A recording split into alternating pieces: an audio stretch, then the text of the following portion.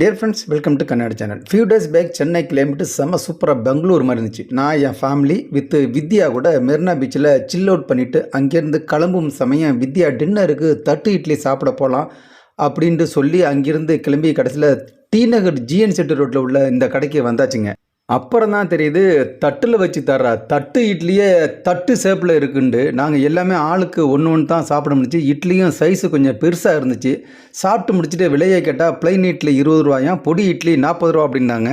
தட்டில் வச்சு தர்ற தட்டு இட்லிக்கு சாம்பார், ஒயிட் சட்னி, ரெட் சட்னி, சேர்வா, மீன் குழம்பு, கறி குழம்புன்னு வெரைட்டியாக தராங்க. கூடவே இலவசமாக அன்லிமிட்டடாக சென்னை சிட்டியில் இருக்கிற பொல்யூஷனும் சேர்ந்து வருது.